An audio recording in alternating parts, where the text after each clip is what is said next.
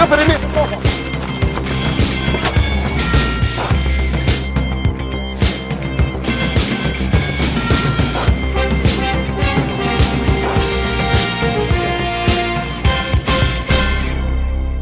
Shikus të ndëruar mirë mbrama dhe mirë se vini në Kallëzo për një me. Fajtja është njëra nga veprimtaritë që kanë shkaktuar 10 viktima dhe kanë krijuar miliona dëme për familje të shumta në vendin tonë. Në emisionin tonë kemi denoncuar në vazhdimsi skemat e fajdeve që nisën nga Gjakova e përfunduan në çdo cep të Kosovës.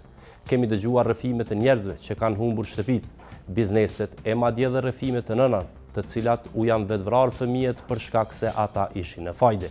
E njohur si kontraktimi jo proporcional, fajdja shkakton shumë dëme në njërën anë dhe krijon shumë milioner në anën tjetër. Para disa javësh, në një deklaratë publike, drejtori i policisë Gazmend Hoxha përmeni qartë në qendër të Prishtinës se fajdja është problem, ndërsa viktimat janë të shumta. Një gjë që drejtori e tha në mes të fjalimit të tij është se fajdja po ndërlidhet në një biznes të cilin të gjithë e njohin që është biznesi i autosaloneve. Drejtori në deklaratën e tij nuk përmendi emra e as bizneset e autosaloneve që mund të lidhen me fajdet, por ne kemi vendosur që në një seri të emisioneve me ju tregu të dhënat që tashmë dihen për akuzat që lidhen me autosalonet e fajdet. Për të realizuar hulumtimin kemi kërkuar nga gjykatat dhe prokuroritë që të na i dërgojnë akt akuzat të cilat lidhin autosalonet me fajdet. Sonte do ekspozojmë akt akuzën e parë, e cila pritet të gjykohet në zonën e Ferizajt, e cila ngrit pretendime se 2 autosalonet e mëdha u përfshin në këtë veprimtari. Në ndërkohë gjatë kësaj jave në vendin tonë publiku është rënditur prej një dënimi kapital me 16 vite burgim për një person i cili u shpall fajtor për sulm seksual ndaj një 13 vjeçari në Ferizaj. Ky rast na tregon se si shteti vepron ndaj sulmeve dhe ngacmimeve, por fatkeqësisht ekipi ynë gjatë hulumtimeve ka arritur sërish të dokumentoj probleme serioze në trajtimin e ngacmimeve seksuale. Këtë radhë do flasim për një rast i cili ka ndodhur në rajonin e Pejës. Atje, në strukturë komanduese e policisë, me gradën kapiten, ishte pretenduar se kishte ngacmuar seksualisht një viktim të dhunës në familje. Eprori i policisë nuk u largua nga puna, por për veprimtarinë e tij me viktimen, atij u shqiptua vetëm një masë disiplinore ndalesë e pagesës. Se si ndodhi kjo do flasim në pjesën e dytë të emisionit. Tani do kthehemi temës së parë, fajdeve dhe pretendimeve që ato lidhen me autosalonet.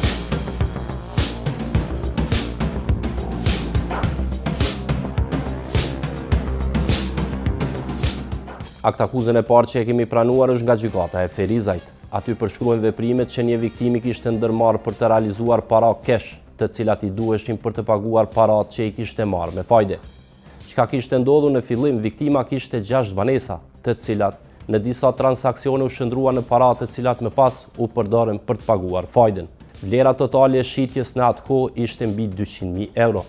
Si që përshkruan prokuroria, ndërmarrja u mbështet në disa akterë të përfshirë në këtë rast. Në krye të listet në këtë akt akuzë është ish kryetari i gjykatës së qarkut në Prishtinë dhe ish noteri Isak Ademi. Bashkë me të është i akuzuar edhe avukati Avni Maxhuni dhe 2 pronarë të autosaloneve, Royal dhe Alberti. Po çka pretendon prokuroria që kishte ndodhur në zyrën e noterit Isak Ademi? Sipas dosjes me datën 9 nëntor 2013 në zyrën e noterit ishin përpiluar disa kontrata me të cilat pronarët e një objekti në ndërtim i kishin shitur avokatit Avni Maxhuni 6 banesa. Tutje kontratat ishin anuluar, ndërsa avukati kishte marrë një autorizim të përgjithshëm që të shiste 6 banesa të familjes së viktimës. Dosja pretendon se avukati tutje me autorizim i shiti banesat, parat i mbajtin e kontot e tij e më pas të njëjtat i dorëzoi në kesh tek pronari i autosalonit Alberti, Skender Bajrami. Po çka kishte ndodhur para se të shiteshin banesat? Dosja e prokurorisë pretendon se ky veprim kishte ndodhur për të ndihmuar Skender Bajramin të realizonte fajden.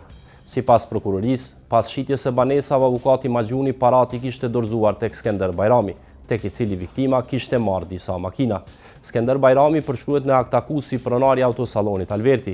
Edhe në ARBK, autosaloni figuron në emër të tij. Sipas dosjes, Bajrami i shiti 4 makina të shtrejta viktimes me çmime të larta. Makinat u riblen nga vet Bajrami me çmime më të ulta, me para kesh, pa u lëvizur fare nga autosaloni. Në këtë skem, Viktima krijoi obligime të larta, ndërsa arrinte të marrte shumat e keshit, të cilat i përdorte për pagesat e fajdeve. Nga pagesa e fajdës për personat e tjerë, në pamundësi që të paguaj këto obligime, është detyruar të blejë nga i pandehuri një veturë të markës BMW X6 ngjyrë bardhë e padoganuar me çmim prej 86.000 euro. Mirë po të njëjtën menjëherë ja ka shitur të pandehurit me çmim prej 67.000 euro, të cilat para i ka marrë në dorë kesh, me të cilat para ka paguar fajdet tek i pandehuri Sali Sinani, duke i shkaktuar dëm të dëmtuarit prej 19.000 euro.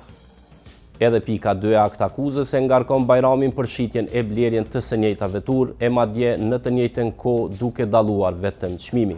Siç e përshkruan akt akuza, Bajrami ka shitur me letra veturën 75.000 euro, e të njëjtën me pas e ka blerë me para kesh 29.000 euro me lirë. I dëmtuari G.Sh, pronari një ndërmarrje hotelerie për shkak të vështirësive financiare si pasojë e pandemisë nga virusi COVID-19, si dhe nga obligimet nga pagesat e fajdës për personat e tjerë, në pamundësi që të paguajë këto obligime është detyruar të blejë nga i pandehuri një veturë të markës Taureg për çmim prej 75.000 euro, mirë po të njëjtën menjëherë ja ka shitur të pandehurit me çmim prej 46.000 euro, të cilat para i ka marrë në dorë kesh, me të cilat para ka paguar fajdet tek i pandehuri Sali Sinani, duke i shkaktuar dëm të dëmtuarit prej 29.000 euro. Pika 3 akt akuzës, Bajramin e ngarkon se ka blerë vetura me ndërmjetësimin e të dyshuarve të tjerë për fajde, të cilët kanë ndërmjetësuar që veturën e vlerës 30.000 euro e ka shitur në autosalonin Alberti me çmimin prej 14.000 euro. I dëmtuari S.B, pronari një ndërmarrje për shkak të vështirësive financiare si pasojë e pandemisë nga virusi COVID-19, si dhe obligimeve nga pagesa e fajdës për personat e tjerë, në pamundësi që të paguajë këto obligime është detyruar që të blejë një veturë të markës Mercedes me çmim prej 30.000 euro, mirë po të cilën me ndihmën e të pandehurit Sali Sinani e ka shitur në autosalonin Alberti me çmim prej 14.000 euro, nga i pandehuri të cilat para i janë paguar në dorë, kurse i dëmtuari ka pësuar dëm pasuror në shumën prej 16.000 euro. Pika 4 e akt akuzës e ngarkon Bajramin se për borxhin prej 65.000 euro të cilën nuk ka arritur ta paguajë me kohë, borxhi ishte rritur. Pas disa ditësh, i dëmtuari është njoftuar se borxhi ka shkuar në 200.000 euro. I dëmtuari F.K ka blerë një veturë të markës Audi A6 me çmim prej 28.000 euro, të cilën e ka paguar në tërësi, mirë po pastaj të njëjtën e ka ndërruar me një veturë të markës BMW X6 në vlerë prej 80.000 euro. Mirë po ka mbetur borxhi i dëmtuari për t'i paguar edhe 65.000 euro, mirë po borxhi nuk ka arritur ta paguajë me kohë, kështu që pas disa dite e ka njoftuar se borxhi është rritur në shumën prej 200.000 euro, për të cilin borxhi i dëmtuari dhe nëna e tij janë detyruar që me datë 9/11/2023 të lidhin kontratë para noterit për shitblerjen e 6 banesave, me të njëjtin çmim prej 200.000 euro në të cilën kontratë është paraqitur Avni Maxhuni. Vlera e tregut e banesave ka qenë rreth 300.000 euro. Gjithashtu të njëjtën ditë kanë lidhur një prokurë gjenerale te noteri, që F.K dhe S.K e autorizojnë Avni Maxhunin për shitblerjen e të njëjtave banesa. Për ta sqaruar situatën e kemi kontaktuar me avokat e akter të kësaj ngjarje. I kemi kontaktuar për të marrë qëndrime nga ta. Driton Muharremi mbron të akuzuarin Isak Ademi. Ai në një deklaratë për emisionin ton ka thënë se këto veprimtari zhvillohen tek pothuajse secili noter.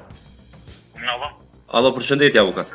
Përshëndetje. Jam Behar Mustafa, po thras prej kallxo.com. Thirra në lidhje dashna me marrë një koment prej teje ose edhe prej Isak Ademit në lidhje me aktakuzën e prokurorisë themelore në Ferizaj. Kë pas ka një aktakuzë ku janë edhe 3 të tjerë bashkë me to për fajde, dyshimet për fajde që janë. E a kështë mujt ose me na fol kamera qysh mi a bo që me marrë një koment për anës ju? Ti der pa fol me kryetar, se kom pas kryetarën në gjithë për para. A i Isakën. Pa fol me Isakën edhe me këshyr me fol me të, se s'po mje keq është pa fol me të. Kena arsye për mu pronën që se e ka fut këtë prokurore, e ka akuzu për diçka që është edhe së është e ditshme. Që në gjatë se ka kuptu edhe natyrën, apo me ditë që apë tjone. A të të folione me të? Në ndërkohë, ne kemi kontaktuar dhe të akuzuarin e dytë Avni Maxhuni. Ai akuzohet se i ka shitur banesat dhe parat i ka dorëzuar tek Skender Bajrami. Maxhuni ka përmendur se në atë kohë nuk ishte avokat, por ishte një agent i shitjes së banesave. Përshëndetje ndëru. Përshëndetje.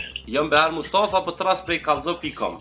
desha me marrë një koment në lidhje me qëta aktakuzën e prokurorisë së Ferizajt që ju jeni pjesë e saj në mesin edhe të tre tjerëve. Unë e di që s'ka kush e pjesoj, se aktakuzë që ka bëjë prokurorin është Qesharak. Jesh i bindur, është jashtë çdo dispozite ligjore që ka paraqo me ngritë këtë aktakuzë ndaj notariat meje edhe ata të tjerë që s'u njoh.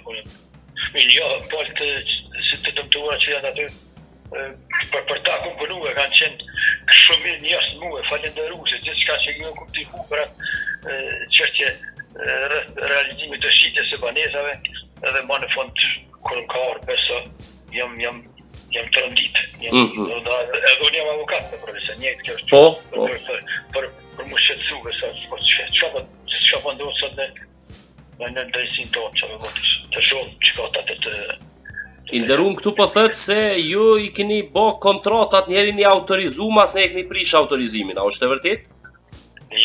Po autorizimi është prish, nuk është vepruar me autoritet, por është vepruar me realisht autorizimi nuk është prish, autorizimi që unë me kry punë për ta, ka vazhdu deri po që të bëjë kontratat me këtë autorizim. Mi po ka gatruar të tjerët në tjerë për një para kontratë që në fillim ka qenë përpjekja ime mos me I blej unë për shkak mundësi ka kapacitet financiare dhe është prish. Korrekt, është vepruar sipas autorizimit me plot kompetenca që ka pas me tyre edhe është realizuar shitja kredi edhe I kanë marrë parte çdo zonë pa në fund. Cila është lidhja jote me pronarin e autosalon Alberti? Po lidhja kjo nga angazhuar që me ky atë punë që ka pas një obligim prej 200.000 euro ndaj autosalon Alberti.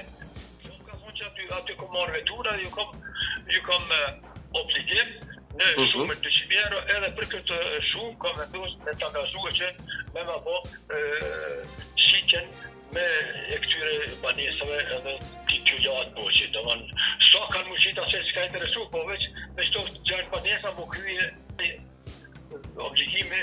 Paret ju Alberti, ty shak një përcjell autosalonit përmes kontos?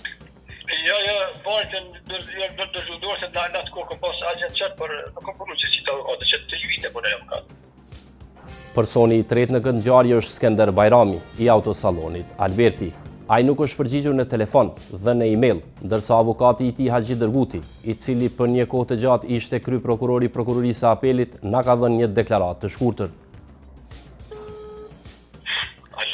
Përshëndetje ndëru.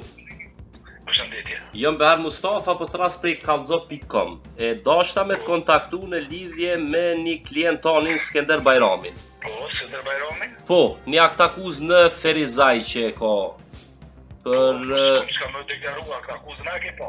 Po. Ani? Po dashta me marr komentin e ju prej teje ose prej Skenderit. Nuk kam asnjë koment, s'kam autorizim prej parë, s'ka sa koment. Apo këtë? Po. A mundesh me pyet ato, mos po dënaj vetë me fol. Jo, të thirrë vetë. Ai është njëri që është komunikativ edhe të ka. Po e thirr apo telefonin mshele ka, se di pse si bani për sa tjetër. Sa di unë nuk ka në Kosovë, po tash nuk e di. Kështu që s'moj me deklaruar, ti kërkoj falje. Faleminderit shumë tonto. Ne kemi tentuar me marrë një koment edhe nga avokati I Sali Sinanit Genc Humolli, por ai nuk ka dashur të flas. Allah. Avokat, përshëndetje. Përshëndetje. Jam Behar Mustafa po thras prej kallxo.com. Me një aktakuz për 4 persona për fajde. E di që Sali Sinani nuk është në këtë rast. Ira veç me marrë një koment qysh është rasti I tina ka në Ferizaj. Do të thonë, Sali I përmendet në aktakuzën e këtyne, jo në atë aktakuzën ku ai e ka pranuar fajsi. Për interes klientit në hojmë të gjaru këtë qashtë, vjen kaq. Aktakuza e rastit e parë në Ferizaj nuk përfundon me kaq. Një aktër tjetër shpërfaqet në rast. Ai është Kreshnik Dervishi, pronari I autosalonit Royal. Sipas dosjes së prokurorisë, ai përdori të njëjtën skemë në shitjen e 3 veturave. I dëmtuari B.G. si pronari një ndërmarrje tregtare, për shkak të obligimeve ndaj personave të tjerë për fajde, është detyruar të blejë një veturë të markës Porsche, një veturë të markës Audi Q8 dhe një veturë të markës Mercedes për çmimin prej 230.000 euro. të cilat vetura i ka shitur në të njëjtin autosallon me çmimin prej 133.000 euro, që të paguaj borxhin dhe shumat e parave si fajde për të pandehurin Sali Sinani, duke pësuar dëm rreth 100.000 euro.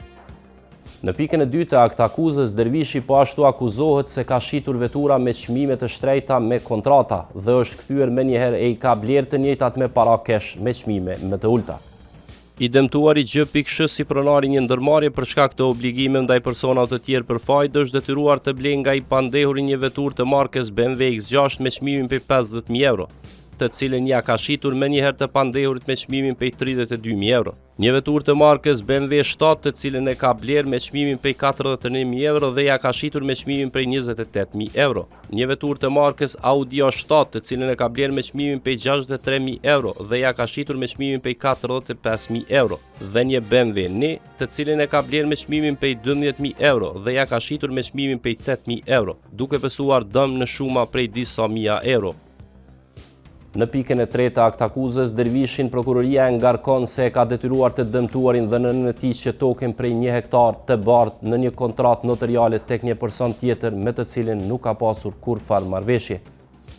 I dëmtuari F.K. për shkak të obligimeve që kishte ndaj personave për paratë që kishte marrë me fajde, është detyruar që të marrë disa vetura nga pronari i autosallonit Royal, me pronar tani të pandehurin. Dhe në pamundësi që t'i kthej borxhet, i pandehuri ka detyruar nënën e tij S.K. që të lidhë një kontratë te noteri i Sakademi për shitjen e 1 hektar tokë ndërtimore në lagjen Arbëria, e cila është bartur në emër të M.V, me të cilin e dëmtuara nuk ka pasur kurrfarë marrëveshje për shitblerje. Ne kemi kontaktuar me Gjemail Ademaj, avokatin e Kreshnik Dervishit. Gjemaili ka kundërshtuar akuzat e prokurorisë që e ngarkojnë klientin e tij. Avokat, përshëndetje.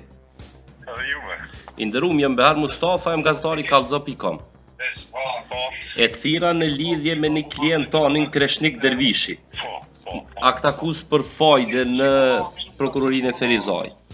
Edhe dashta me marrë komentin e ju për këtë punë.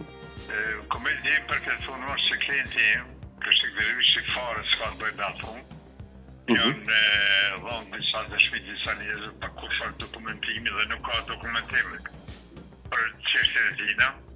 Nëse tash që duhet të ne bojnë me të përgu dhe kuze. Jo, e kam. E kam. Jo në komentet, deklarimit njërë dhe të kjo nuk ka bëjnë kurfar baze, nuk ka bëjnë kurfar qështje me të qështje të fajde. Për asysh se aty të përshon ka dërbjetësu për to, me asë drejtje, ma dhe i se të kërë shku të noteri, jenar plenar të kanë dhonë e kanë nënshu kontratën.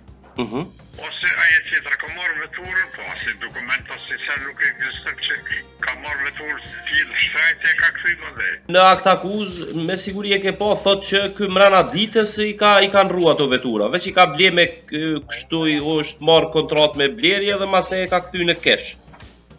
E ka shit me shpirë. Në korë se kom kryet, unë se ka bo, nuk shiet asë njerëz, asë familë që, po dhe ajë që deklaran, se nuk e ka asë një letër që ka pas në i kontratë në isha. Kështu që e nuk unë të vlesë si pro. Për ta edhe këtë qëndra. Për e to ka dhe që ka dërvjet sukri për to, i ka gjithë persona kuj një ashtit me vle, për dëryshe vetë nuk ka kurfarniri me të mundë. Dhe pëse përmendhe ta kuskë, po më dhe i shifë aty ma poshtë, kur shkojnë të noteri, shkojnë për nërë të lidhin kontratën e është legitime, legalizume. Kemi ndjekur pretendimet për fajde dhe lidhjet e tyre me autosalonet. Kjo është vetëm aktakuza e parë, ndërsa nga gjykata kemi marrë sinjale se ka edhe të tjera. Ne do i ndjekim të gjitha që do na ofrohen qasje.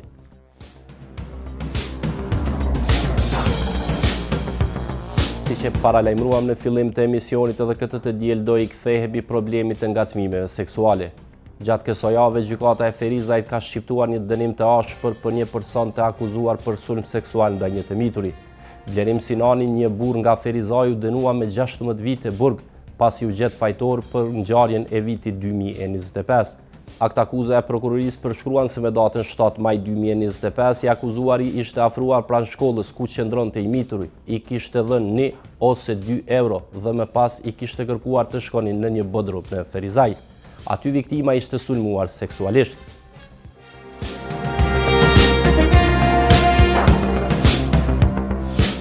demononim në emër të popullit merr dhe shpall këtë gjykim. Të akuzuarin Brim Sinani me shkresa si shkresa të me shënime si shkresa të lëndës e deklaron fajtor për veprat penale, sulmi seksual, parapamërinë 229, paragrafi 6, limë paragrafi 1 dhe limë 77 Kodit Penal Kosovës, pra për dy vepra penale e deklaron fajtor dhe fillimisht i përcakton që për veprën penale nga dispozitivi 1 të akuzës i shqipton dënim me burgim prej 10 vitësh. Po ashtu edhe për dispozitivin 2 të akuzës i cakton dënim të burgim prej 10 vitësh. Dhe konformimi 76 paragrafi 2 Kodit Penal Kosovës të njëjti, pra i e gjykon me dënim me burgim në kozratën prej 16 viteve 6 muaj. I pandehuri në këtë rast nuk e ka pranuar fajsin për ngjarjen, por sonte ne do i rikthehemi situata më të ndërlikuara. Individ të cilët punojnë në institucione publike amnestohen për ngacmime seksuale. Këtë radhë do të tregojmë se çka ndodhi me policët të cilët hetohen apo pretendohen se kanë rënë ndesh me ligjin për shkak të ngacmimeve seksuale. Siç e dini, policia e Kosovës është adresa për shumë viktimat e dhunës dhe viktimat e dhunës seksuale. Ngjashëm me to janë edhe viktimat e dhunës në familje. Pra gratë të cilat denoncojnë burrat e tyre për dhunë. Në dorë kam një dosje të dhunës në familje. Ngjarja pretendohet se kishte ndodhur në vitin 2020. Burri pretendoi se kishte rrahur gruan. Ajo ishte paraqitur në stacion të policisë për të kërkuar ndihmë, ndërsa aty përpos ndihmës kishte marrë edhe disa mesazhe prej një kapiteni të policisë i cili kishte kërkuar që viktima të dilte me të. Pra të gjithë e dinë se çka nënkupton kërkesa për të dalë në vendin tonë. Ngjarja shikues të nderuar kishte ndodhur në qytetin e Pejës, më saktësisht në stacionin e policisë në Pejë. Problemi është se në këtë rast janë hartuar 64 faqe raport të IPK-s, ndërsa dosja është mbyllur në prokurori me konstatimin se nuk ka vepër penale. E në standarde, kapitenit ju ka shqiptuar vetëm një ulje e pagës.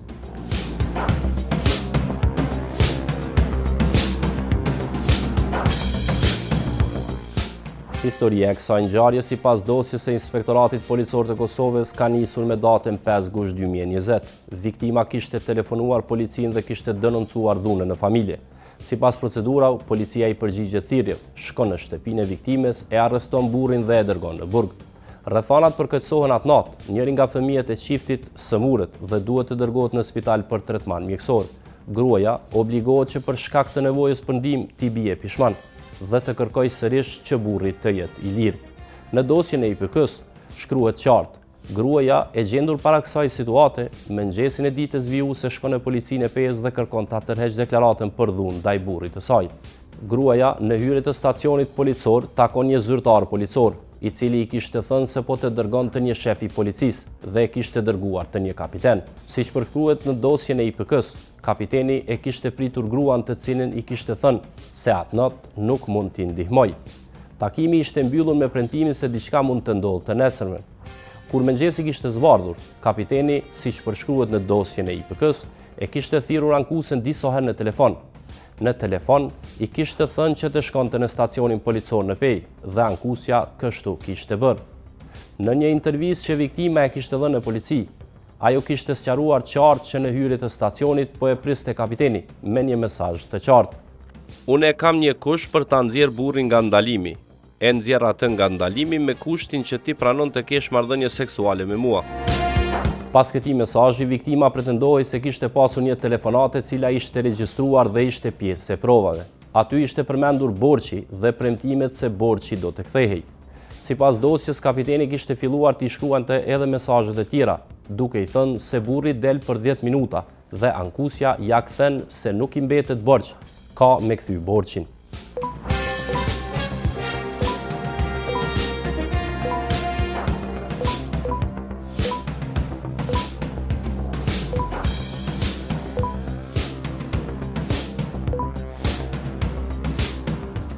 Sipas mesazheve që gjenden në shkresat e këtij rasti, kapiteni e vet ankusën se au takua me të ndaluarin dhe se e lut mos t'i tregoj atij çka kanë biseduar këta të dy.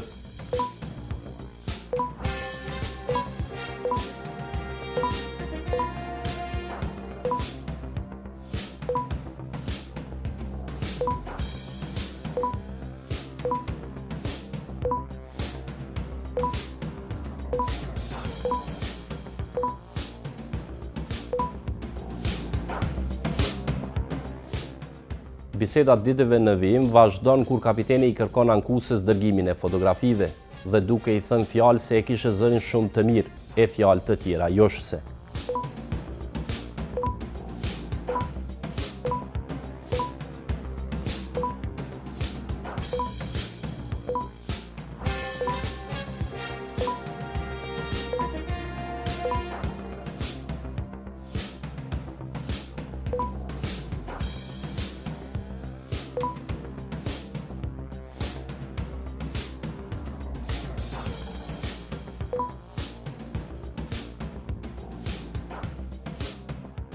Disa ditë pas këtyre mesazheve, gruaja nuk pranon të del me kapitenin e policisë dhe i shkruan atij që mos ta shqetësoj më.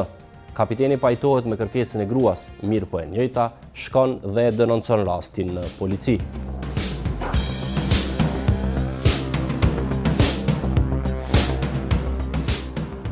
Sipas formularit të ankesës së qytetarëve ndaj punonjësve të policisë së Kosovës, gruaja e thot në deklaratën e saj se kapiteni i ka kërkuar favore seksuale. Ajo bashkë me deklaratën se po ndihej e ngacmuar nga kapiteni i policisë si dëshmi e bashkangjet edhe një CD me mesazhet e saj me kapitenin. Në stacionin e policisë në Pejë thirrën hetuesit e IPK-s, të cilët fillojnë të mirën me rastin dhe e intervistojnë gruan. Por aja këtë ma nuk i përmend favoret seksuale, nuk thot se i njëjti i kishte thënë të kryen të marrëdhënies seksuale, por thot se burri i saj do të lirohej nëse ajo pranonte të dilte me kapitenin e policisë. A ka raste kur edhe ndrohen deklaratat e viktimave në rrugë sa ju jeni tu i hetu? Ka pas raste tilla ku viktima paraprakisht ka ardhur, ka deklaruar që është ngacmuar seksualisht nga një zyrtar policor, ka dhënë pretendimet e veta, kanë filluar hetimet, veprimet e hetuesve të Inspektoratit Policor Kosovës, ndërkohë ka pas raste ku viktima e pretenduar ka ardhur dhe ka bërë kërkesë për tërheqjen e denoncimit, ku ka dhënë arsyet e veta që ngarkesa apo ku e diun raste të ngjashme. Çka ndodh në këto raste? A vazhdoni ju me hetimin?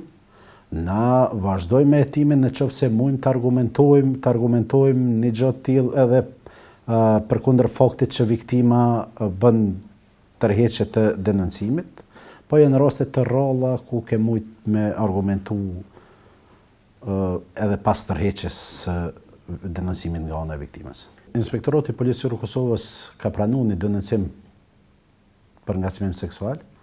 Është hetu ky rast, ka përfunduar me raport informues në Prokurorinë Themelore të Pejës. Kem pranuar shënim zyrtar nga ana e Prokurorisë Themelore të Pejës, në këtë rast nuk kemi elemente të veprës penale. Është mbyll ndjekja penale për anës prokurorisë dhe rasti ka përfunduar me në iniciim të procedurës disciplinore pranë drejtorisë për hetimet të brendshme të Policisë së Kosovës ndaj personit të dyshuar. Por ngjarjet fillojnë të zhvillohen hapshëm. Ankusja shkon edhe një herë në stacionin e policisë dhe e tërheq deklaratën, edhe ndaj kapitenit të policisë. Edhe pse ajo e tërheq deklaratën, hetuesit e IPK-s vazhdojnë të trajtojnë rastin dhe intervistojnë kapitenin e policisë, i cili para hetuesve kishte deklaruar.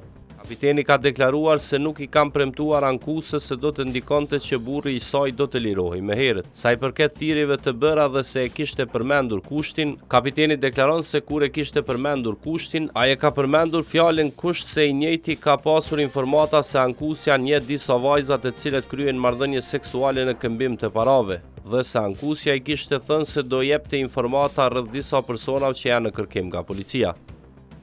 Hetuesit e IPK-s i rekomandojnë Policisë së Kosovës suspendimin e kapitenit policor dhe i njëjti me vendim të drejtorit suspendohet fillimisht për 48 orë. A nuk kanë mjaftu këto për me faktu që ka ndodhur një qasi vepre që është pretendu?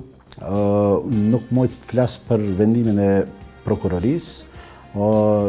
Inspektorati Policor i Kosovës, Departamenti i Hetimeve ka kryer hetime, të gjeturat i ka bashkangjit raportet dhe ka dërguar në Prokurorinë Themelore dhe atëherë është kompetencë e prokurorisë apo prokurorit të çështjes që të vlerësoj se a ka elemente të veprës penale, a ka të gjeturat mbi pretendimet e palë apo pretendimet e hetuesve që një zyrtar policor i caktuar ka kryer veprën penale dhe vendimi final është i prokurorisë, ku ne nuk e diskutojmë vendimin e prokurorisë, vetëm zbatojmë rekomandimet apo shënimet zyrtarit. Mund të them që kohën e fundit Inspektorati Policor i Kosovës ka një fokus të veçantë mbi llojin e veprave të tilla, ku përmes hetimit edhe përmes inspektimeve të cilët i ka ndërmarrë, po edhe pritet të ndërmiren për me pa se a janë konform procedurave ligjore të ligjit të aplikueshme, sa janë duke aplikuar nga zyrtarët policor kur janë duke trajtuar raste të tilla. Do të thonë, është fokus i veçantë Inspektoratit Policor Kosovës kur bëjmë me natyrën e krimeve të tilla. Situata kishte përfunduar me suspendim, por të dhënat tregojnë se prokuroria e PE-s kishte mbyllur lëndën me konstatimin se nuk ka prova. Prokurori Agron Galani, i cili tash ka dalë në penzion, ka thënë se i kujtohet rasti, por nuk i kujtohen detajet. Madje ai ka thënë një fjali popullore, se nëse është hëngër pitja, tepsia ka mbet. Përshëndetje ndëru. Përshëndetje. Jam Behar Mustafa, po të ras prej Kallxopikon. Thirra në lidhje me një shënim zyrtar, në lidhje me një zyrtar policor pretendimit për ngacmim seksual. E veç do është ta me të pyetje pas kit mbyll këtë raport. A të kujtohet cilat kanë qenë rrethonat se pak kuptim? Çka ka aty është shkresë aty. Është shkresë aty dashur, më kujtohet të drejtë. Po kujtohet diçka që ka pas, po çka ka qenë jo. Qysh do kolt aty që tojnë në bashkë pikja të psia u det aty. Pra shikues të nderuar, në tepsinë e prokurorisë ka mbetur edhe deklarata e kapitenit të policisë, se ai din që dikush kryen marrëdhënie seksuale në këmbim të parave, dhe këtë e thët se ka pasur për qëllim të marrë informata nga një ankuese e dhunës në familje. Prokuroria, edhe pse e ka mbyllur rastin penal për kapitenin e policisë dhe një zyrtar tjetër të policisë i cili e kishte liruar nga dhomat e mbajtjes rreth 2 orë më herët të dyshuarin e dhunës në familje, e referon në Komisionin e Standardeve Profesionale të Policisë. Referuar kërkesës suaj të mëparshme, ju informojmë se Komisioni Disiplinor me datë 12 korrik 2021 në seancën dëgjimore ka shqyrtuar lëndën, në të cilën në cilësi të shkelzve të supozuar ka qenë kapiteni dhe zyrtari policor. Me këtë rast të nxjerr vendimi ku ndaj kapitenit është shqiptuar masa disiplinore ndalesë në pak, ndërsa ndaj zyrtarit policor është shqiptuar masa disiplinore transfer disiplinor.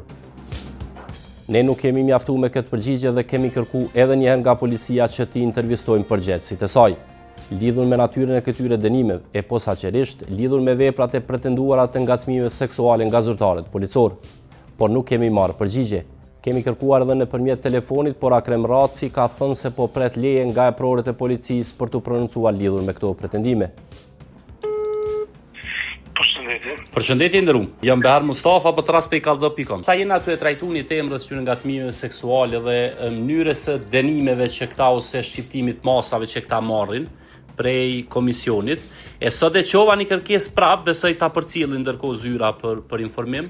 Po veç dashta me fol me juve, a kish pas mundësi me na tregu pak cila është natyra që vijnë, çfarë masa shqiptohen ndaj tyne, çto rastet e pretendume që janë qysh merren masa ndaj tyre. Unë falënderoj, po jo kërkesën e pasni adresu. Po. Të më thonë pa pas aprove një zyrës mediave për ka sirë drejtorit përgjithshëm na nuk mund me deklaru. Kështu që e pres kërkesën e juaj, kur vjen kërkesa atëherë vlerësohet dhe do të informoni për ta. Pasi nga policia nuk morën përgjigje tjetër, ne kemi tentuar të marrim edhe versionin e kapitenit të policisë. Ai nuk ka pranuar të flasë me arsyetimin se tash është i suspenduar për një rast tjetër në polici dhe se gjendet jashtë Kosove. Unë jam Behar Mustafa, jam gazetari Kallxopikon. Thirra në lidhje me një lëndë që është pretendu për një ngacmim seksual të një qytetarje në PE. Unë për momentin nuk e punu, Pas kam pushu hetimet rreth asaj rasti dhe veç dashta me marr komentin ju me çka jeni denuse për shkak të pesha që ka shqiptu veç një masë në komisionin disiplinor. Rastet e ngacmimeve seksuale në policinë e Kosovës kanë një trend në rritje. Në vitin 2023 ka qenë vetëm një rast, ndërsa në vitin 2025 janë 5 raste. Qysh trendi i këtyre ngacmimeve? A mundesh me na i përshkru pak për vitet e fundit? Qysh ka shku trendi i këtyre ose raportime të këtyre veprave? Po, do në thonë nëse e morim parasysh 3 vitet e fundit, kem një trend në rritje të veprës penale ngacmimeve seksuale, ku në vitin 2023 kem pas një rast të ngacmimit seksual, në vitin 2024 kem pas 5 raste të ngacmimit seksual të raportuar, po ashtu edhe në vitin 2025 kem pas 5 raste të raportimit të veprës penale ngacmime seksuale që janë pretenduar se janë kryer pe zyrtarët policor. Viktimat që pretendojnë se janë ngacmu ajo ngra, zakonisht që pretendohet se janë ngacmu në stacionet e policisë? Zakonisht janë të gjinisë femërore, nuk do me thonë që vetëm brenda stacioneve policore, kem edhe jashtë objekteve të stacioneve policore rastet kur kem raportim për ngacmim seksual, po kem pas rast edhe kur gjinia mashkullore ka raportu se është ndjer i ngacmuar seksualisht nga ana e zyrtarit policor. Për këto raste tjera që na tha se janë në rritje vitin e fundit, a e din, a kanë akt akuzë ndaj tyre, pavarësisht a njoftoheni masanej për prokurorive? Është një rast i ngacmimit seksual, ma ne është cilësua dhe sulm seksual. E di kem marrë informacion këthys nga ana e prokurorisë dhe në rast nga ana e gjykatës themelore, është dënu me burgim deri në 5 vjet me burgim efektiv. Është një rast të cilin e dim me epilogën përfundimtar dhe zyrtari policor nuk është largu nga puna nga ana e drejtorisë për hetimet të brendshme. Është rekomanduar largimi nga puna nga ana e drejtorisë hetimeve të brendshme të policisë.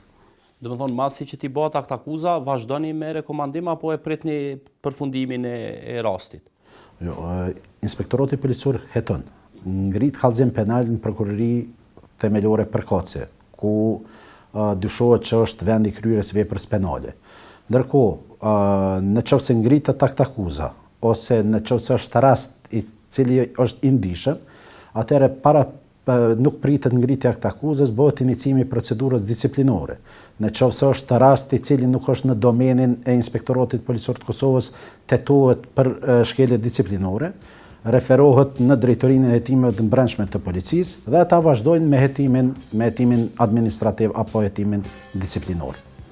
Lidhur me veprat e ngacmimeve seksuale nga ana e zyrtarëve policor, ky institucion u përfol shumë nga disa organizata jo qeveritare në 4 komunat veriore.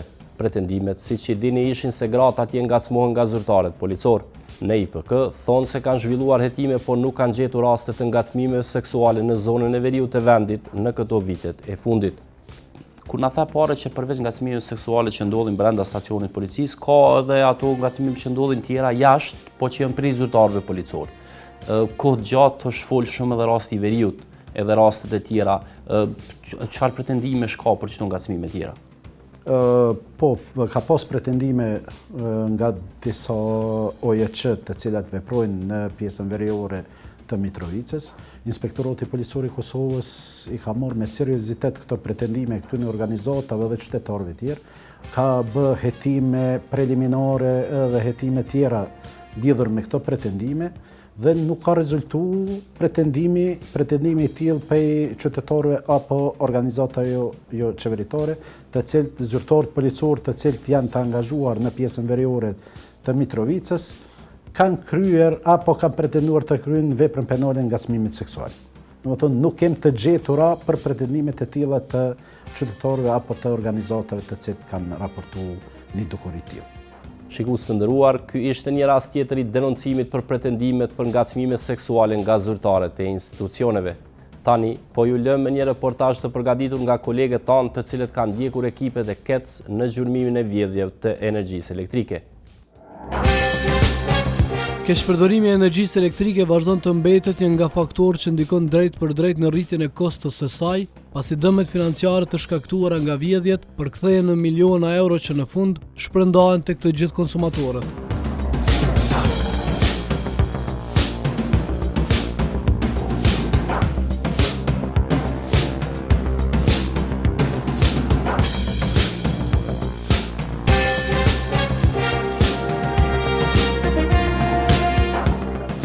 Ekipet e specializuara të KEC-it e angazhuara për zbulimin e vjedhjeve të energjisë kanë intensifikuar kontrollet në terren për të identifikuar rastet e dyshuara të manipulimit dhe lidhjeve ilegale.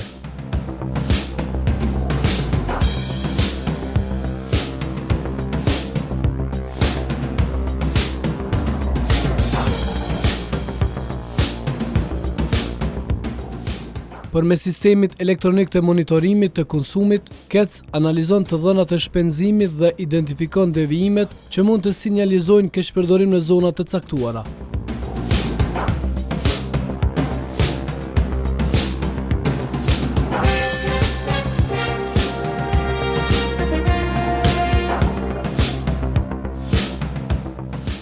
Nga qendra e tyre në Prishtinë, ekipi me mandat veprimi në të gjithë territorin e Kosovës ka fokusuar hetimet e fundit në disa biznese në rajonin e Pejës.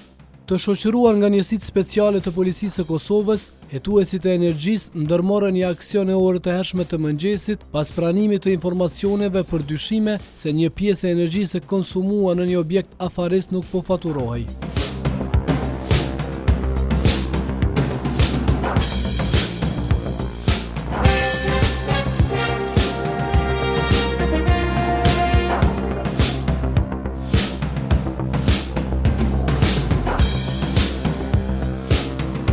Caki kontrollet ishin disa lokale të vendosura brenda të njëjtës ndërtesë në Istog.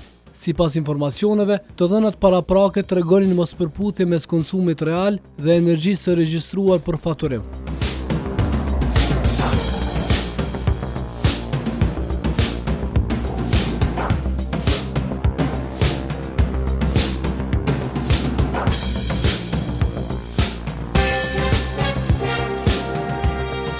Gjatë verifikimit, ekipet konstatuan se në objekt ishin instaluar në mënyrë të palegjshme dy njësor elektrik. Energjia e shpenzuar përmes tyre nuk regjistrohej në sistemin e faturimit, duke shkaktuar humbje të energjisë.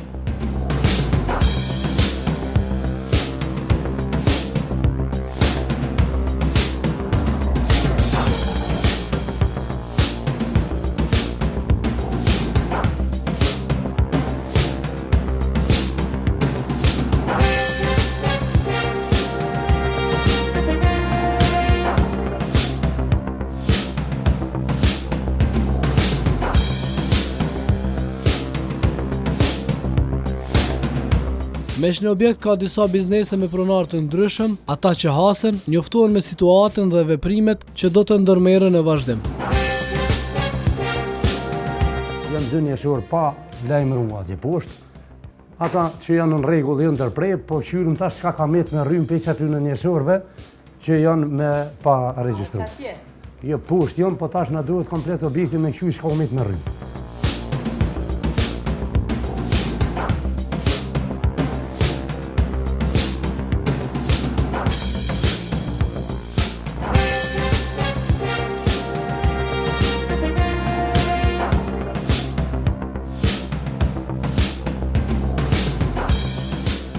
Si rregull, duhet të kontrollohet i tërë objekti dhe pajisjet të cilat furnizohen përmes dy njësorëve ilegal duhet të evidentohen në proces verbal.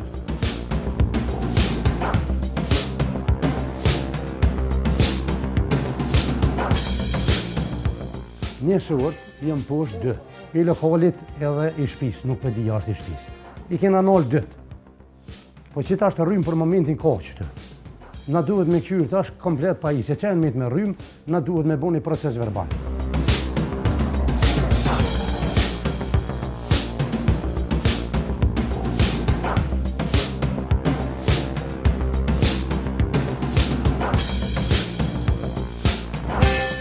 Njësorët ilegal konfiskohen dhe konsumatori do të procedohet penalisht. Si rregull, fotografohet çdo gjetje për të përdorur pastaj në procedura gjyqësore.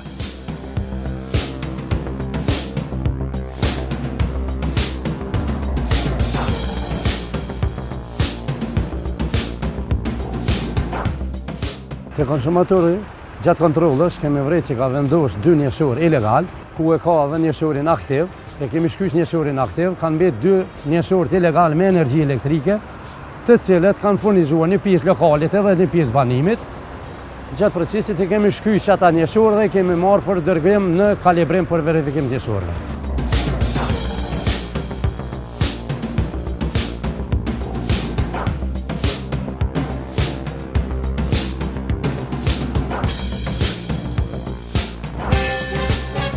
me rezultatet e para në kontrollin e realizuar në Istog, në shoqërimin e njësive speciale, ekipet e Kecit nisën drejt lokacionit tjetër. Ekipi ka marrë sinjalizime se në një zonë të caktuar në Deçan po keq përdoret energjia elektrike. Kur çdo gjë është gati, ekipi afrohet drejt shtëpisë e cila dyshohet se po e vjedh rrymën.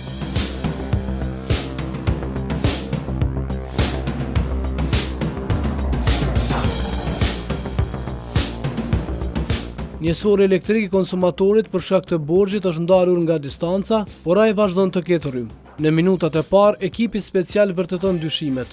Konsumatori ka të instaluar një kablo ilegale përmes të cilës po e furnizonte shtëpinë me rrymë.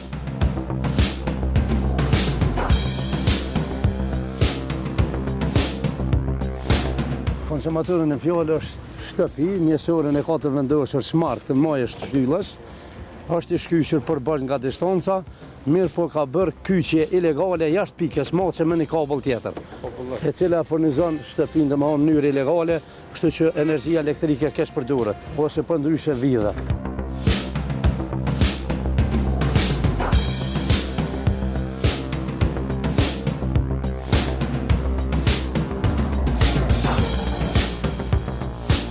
Linja ilegale urdhërohet të këputet. Konsumatori do të procedohet penalisht për keq përdorim të energjisë, teksa në 2 kontrollet e para në rajonin e Pejës, ekipi special i Kecit zbuloi vjedhje të rrymës.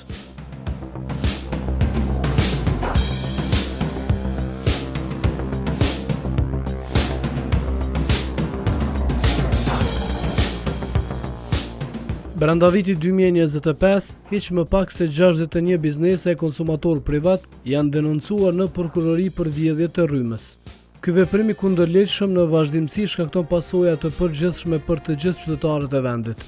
Për këtë arsye, ligji ka paraparë që ata që kapen duke vjedhur rrymë të ndëshkohen për vepër penale me dënime, të cilat mund të jenë edhe me burgim. Kurse për ta kompenzuar vjedhjen, gjykata i obligon keqpërdoruesit të kompenzojnë të gjitha humbjet e shkaktuara. Dënimi për vjedhje të rrymës mund të shkojë deri në 3 vite burgim.